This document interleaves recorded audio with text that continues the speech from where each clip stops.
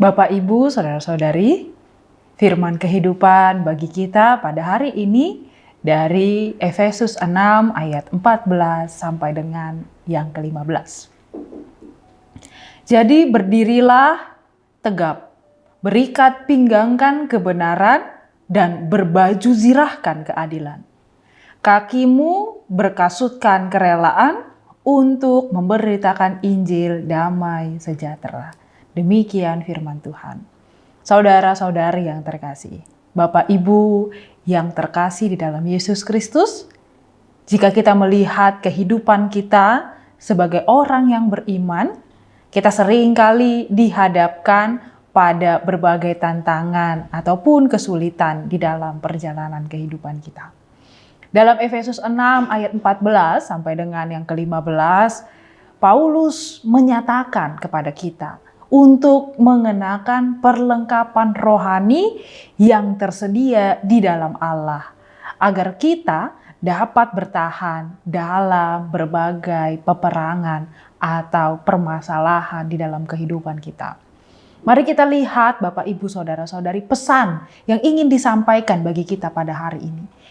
Melalui ayat yang ke-14, kita bisa melihat bahwa kita dikuatkan untuk berdiri di dalam keteguhan.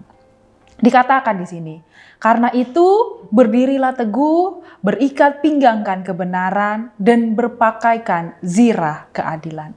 Bapak, Ibu, Saudara-saudari, Paulus memulai dengan perintah untuk berdiri teguh. Ini adalah seruan untuk tidak goyah atau mundur dalam iman. Dalam peperangan rohani ataupun di dalam kesulitan kita, di dalam hari-hari dan aktivitas kita, kita tidak bisa hanya bersikap pasif. Kita harus tetap teguh berdiri di dalam Tuhan.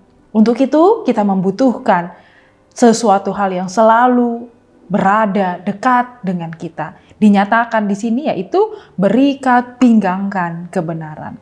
Pinggang adalah bagian tubuh yang sangat penting untuk menopang bagian tubuh yang lain. Kebenaran adalah dasar untuk kita dalam menopang hidup kita. Kita harus mengenakan kebenaran sebagai sabuk yang mengikat seluruh hidup kita. Kebenaran bukan hanya sekedar informasi, tapi suatu cara hidup yang mencerminkan karakter Allah dalam segala tindakan dan perkataan kita. Bapak, Ibu, Saudara-saudari, berpakaikan ziarah keadilan. Kata ini ingin merujuk pada pelindung tubuh yang menjaga bagian-bagian tubuh yang penting. Dalam konteks rohani, ini ingin menyatakan bahwa sesuatu yang melindungi dari ketidakadilan dan dosa. Keadilan yang berasal dari Allah bukan hanya bersifat moral, tetapi juga memastikan bahwa kita hidup dengan integritas dan di dalam kejujuran. Ketika kita mengenakan zirah keadilan, kita dilindungi dari serangan yang berusaha merusak kita dengan Tuhan dan sesama kita. Maka dalam mengabarkan Injil, kita diajak untuk hidup di dalam kerelaan. Bapak, Ibu, Saudara-saudari, dikatakan pada ayat yang 15, berbawalah kakimu dengan kerelaan untuk memberitakan Injil damai sejahtera.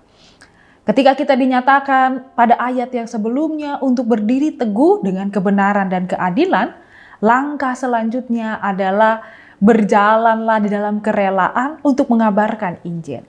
Paulus semata-mata menyatakan ini untuk menyebutkan bahwa hanya di dalam Injil lah ada damai sejahtera. Injil yang kita bawa bukan hanya tentang keselamatan pribadi, tetapi juga tentang perdamaian yang membawa pengharapan kepada dunia yang ada saat ini. Kerelaan untuk mengabarkan Injil tidak hanya diyakini secara pribadi saja, tetapi juga harus disebarkan dan juga dibagikan. Kerelaan di sini bisa kita artikan sebagai suatu kesiapan untuk bersedia melayani, bekerja, berbicara, dan menyatakan kabar baik kepada orang lain. Dalam permasalahan atau tantangan kehidupan kita, kita tidak hanya diminta untuk bertahan atau berpangku tangan, berdiam diri, tetapi juga maju Ada sikap aktif dengan membawa damai sejahtera yang datang dari Tuhan. Sikap yang solutif, yang memberikan solusi bagi orang lain. Bapak, Ibu, Saudara-saudari, Injil yang kita bawa membawa damai. Damai yang dimaksud bukan sekedar ketenangan hati, tapi juga ada rekonsiliasi, perbaikan, persahabatan, dan pembaharuan antara manusia dengan Allah dan antar sesama. Dalam dunia yang acap kali kita lihat di dalam konflik atau acap kali ketidakadilan terpampang jelas di hadapan kita, Injil menguatkan kita agar kita nyatakan kabar baik untuk memberikan teladan, sikap, menyembuhkan, dan memperlihatkan kedamaian yang nyata di dalam dunia ini. Bapak, Ibu, Saudara-saudari, pada tahun yang baru ini kita hidup di dalam penuh kepercayaan kepada Tuhan. Meskipun ada tantangan-tantangan ataupun kesulitan, namun Allah telah memperlengkapi kita dengan lengkap untuk berdiri teguh dalam iman, dengan mengenakan kebenaran dan keadilan, serta berjalan dengan kerelaan untuk mengabarkan Injil damai sejahtera. Kita tidak hanya bertahan, tetapi juga membawa perubahan bagi dunia ini. Marilah kita berdiri teguh, mengenakan perlengkapan di dalam Allah, dan menjadi pembawa damai dalam setiap langkah hidup kita. Amin. Kita berdoa. Terima kasih Tuhan akan kasih setiamu yang berulang kali Engkau berikan kepada kami. Selalu baru dan penuh dengan kebaikan. Terima kasih Tuhan untuk kasih setiamu. Kiranya kuatkan kami Tuhan untuk selalu memperlengkapi diri kami agar terdapati kami di dalam kesetiaan, berperilaku, bersikap, dan selalu berpengharapan di dalam Tuhan. Sehingga kami tidak hanya mempercayai Engkau di dalam status kehidupan kami, tetapi kami mempercayai Engkau secara praktis, secara praktek hidup, secara sehari-hari sebagai Tuhan Sang Juru Selamat kehidupan kami. Dan itu terpancar dan menjadi terang bagi sekitar kami, dan nyatalah Tuhan Allah yang telah hidup di dalam hati dan perjalanan kehidupan kami. Terima kasih Tuhan untuk kekuatan yang selalu Engkau hadirkan bagi kami. Kami serahkan seluruhnya kehidupan kami hanya untuk memuliakan nama-Mu. Hanya melalui nama anak-Mu Tuhan Yesus Kristus kami berdoa dan mengucap syukur. Amin.